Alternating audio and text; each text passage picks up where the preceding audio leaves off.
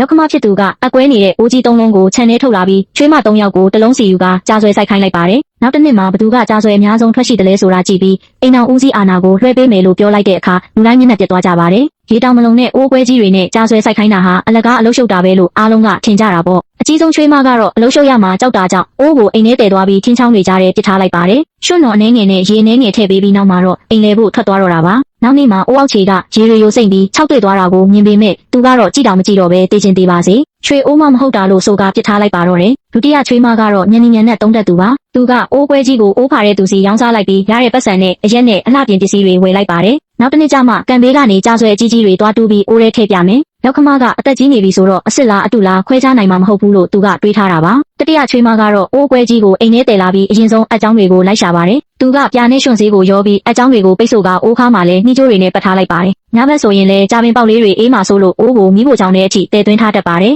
မူးမလင်းခင်မှာမြစ်စိတ်ကိုတွားပြီးရေခတ်တယ်လို့ကြာပင်အတွက်မြေဩဇာဖြစ်စေမဲ့ဗေဒပင်တွေကိုပါဆယ်ယူခဲ့ပါတယ်ရေနဲ့ရင်ရွှွန့်ဖြစ်ပေးပြီးရေပုတ်သွားရင်လည်းရေလဲပေးတတ်တာကြောင့်လက်တွေဖြူဖြော့ပြီးပေါက်ပြဲကုန်တဲ့အထိသူကစူးစမ်းခဲ့ပါတယ်တလားတောင်မပြည့်ခင်မှာပဲချွေးမ3ယောက်ရဲ့ကွာခြားချက်ကထင်ရှားလာပါတော့တယ်အကြီးဆုံးချွေးမရဲ့အိုးထဲမှာတော့ရွှွန့်တွေ6ကပ်ပြီးကြာပင်ပေါက်တွေကပုတ်တိုးကုန်တာကြောင့်နမိတ်မကောင်းဘူးဆိုပြီးအိုးကိုခြံစည်းရိုးအပြင်ဘက်လွှင့်ပစ်လိုက်ပါတယ်ဒုတိယချွေးမကတော့ကိုတောင်တက်တာပါသေးတယ်အိုးတော်မရှိတော့ပဲကြာပင်ကိုနောက်ဖေးနေရန်အောက်မှာမြုပ်ထားပြီးမိမိပြောက်ပြောက်နေလိုက်ပါတယ်ဒီအတော်အတွင်းမှာရောက်ခမဖြစ်သူကအစီကံကတဆင့်ရွှွန့်စည်းအိတ်ငယ်3အိတ်နဲ့ခရုခွန်ကြေတွေကိုပို့ပေးလိုက်ပြီးဒါတွေကကြာမြစ်ကိုတန်ဆွမ်းစေတယ်လို့မှာလိုက်ပါတယ်အကြီးဆုံးချွေးမကတော့အဲ့ဓာတွေကိုဝက်ချံနဲ့သွားတုံပစ်လိုက်ပါတယ်ဒုတိယချွေးမကတော့ကြာမြစ်အကြောင်းကြားရတဲ့အခါပြပြတလဲဖြစ်ပြီးဈေးတွေကိုကြာဆွဲသွားဝယ်ပါတယ်ဒါပေမဲ့ကြာဆွဲအစ်စ်မရပဲချင်းစောနေနေတဲ့ကြာဆွဲအဟောင်းတွေကိုပဲအနိုင်နိုင်ဝယ်ခဲ့ရပြီးအိုးအစ်စ်တစ်လုံးငှားကအဲ့ဒီကြာဆွဲတွေကိုရွှွန့်ထဲထိုးထည့်ထားလိုက်ပါတယ်တတိယချွေးမကတော့မြစ်ကရတဲ့ရွှွန့်တွေကိုတန့်စင်အောင်လုပ်ပြီးခရုခွန်တွေကိုကြိတ်ကအိုးထဲထည့်ပေးလိုက်ပါတယ်ရက်အနေငယ်အကြာမှာတော့အိုးထဲကနေကြာရက်စိမ်းလေးတွေထွက်လာပါတော့တယ်ဒါပေမဲ့တညမှာတော့ဖြန်တကောင်ကအိုးပေါ်တက်နေတာကြောင့်ကြာရက်လေးတစ်ဝက်ကျိုးသွားပါတယ်သူကဖြန်ကိုမဖမ်းမိပေမဲ့အိုးဘေးမှာဖြန်ချရာတွေကိုမြင်လိုက်တာကြောင့်နောက်နေ့မှာပိုက်ကွန်ဟောင်းနဲ့အိုးကိုအုပ်ပြီးအိုးချမ်းမဲ့တွေကိုချိတ်ဆွဲထားလိုက်ပါတယ်လေတိုက်လို့အတန်ကြီးတာနဲ့ဘသူအနီးနားလာတယ်လဲဆိုတာသူသိနိုင်ဖို့အတွက်ပါ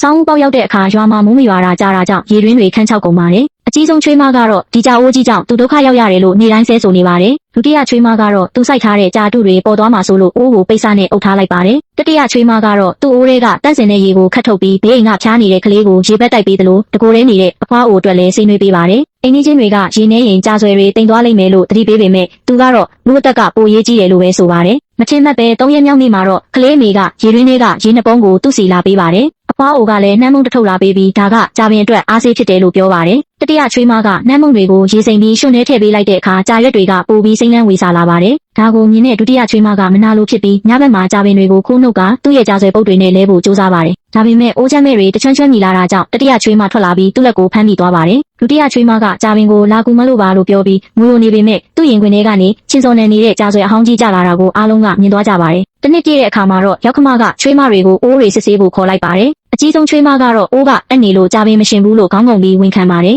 ဒုတိယချွေးမကတော့ငှားလာတဲ့အိုးတစ်ကြီးကိုယူလာပြီးအထဲမှာကြာဆွဲကြီးကြီးတွေရှိနေပေမဲ့အခွန်တွေကတွတ်နေပြီးရွှွန့်တွေကလည်းအမြင့်နဲ့ကပ်မနေပါဘူးသူကတော့ချမ်းလွန်းလို့ကြာဆွဲတွေကရုပ်ဆိုးသွားတာပါလို့စင်ကြေပေးပါတယ်တတိယချွေးမအလှည့်ရောက်တဲ့အခါမှာတော့သူကအကြောင်းတွေဘရပွားနဲ့အိုးကြီးကိုယူလာပါတယ်အိုးထဲမှာတော့ဖြူခွေးတုတ်ခိုင်တဲ့ကြာဆွဲတွေတတိကြီးထွက်နေတာကိုတွေ့ရပါတယ်ဒါအပြင်သူကရက်ဆွဲတွေမှတ်သားထားတဲ့မှတ်တမ်းနဲ့ကြာရဲ6လေးတွေကိုပါထုတ်ပြပါတယ်အိုးရဲ့နှီးကြိုးအောက်မှာအကြောင်းရှိတာကိုလည်းစမ်းကြည့်လို့ရကြောင်းပြောတဲ့အခါရောက်ခမကစမ်းကြည့်ပြီးအမှန်ပဲလို့အတည်ပြုလိုက်ပါတယ်ဒုတိယချွေးမကမကျေနပ်ပဲကြာဆွဲတွေများတာဘာလို့ရမှာလဲသူကအိမ်ကရေတွေကိုသစိမ်းတွေကိုပေးပစ်တာအိမ်ပေါ်စိတ်မရှိဘူးလို့အော်ဟစ်ပါတော့တယ်ဒါပေမဲ့ရောက်ခမကတော့ဒါဟာနောက်ဆုံးစမ်းသပ်ချက်ပဲလို့ဆိုပါတယ်သူကချွေးမတွေကိုကိုယ်တိုင်စိုက်တဲ့ကြာဆွဲတွေနဲ့ဟင်းချက်ပြီးရွာထဲကအဖော်မဲ့ဘိုးဝါတွေကိုကြွေးခိုင်းပါတယ်အကြီးဆုံးချွေးမကကြာဆွဲမရှိတာကြောင့်မုံလာဥတွေဝယ်ပြီးဟင်းရည်ချက်ပေးရမှာဘိုးဝါတွေကတငုံတောက်ပြီးပြန်ချထားလိုက်ကြပါတယ်ဒုတိယချွေးမကကြာဆွဲပုတ်တွေနဲ့ဟင်းချက်ပြီးအနှံ့ပြောက်အောင်ငရုတ်သီးတွေအများကြီးထည့်လိုက်တာကြောင့်ဘိုးဝါတွေကတီးပြီးချောင်းတွေစိုးကုန်ကြပါတယ်တတိယချွေးမကတော့သွားမကောင်းတဲ့ဘိုးဝါတွေအတွက်ကြာဆွဲကိတ်လုပ်ပေးပြီးကြာဆွဲတွေကိုအတုံးလေးတွေတုံးကထမင်းကြော်ပေးပါတယ်ချောင်းဆိုးနေတဲ့ကလေးတွေအတွက်လည်းကြာမြင့်ပြုတ်ရည်တိုက်ပါတယ်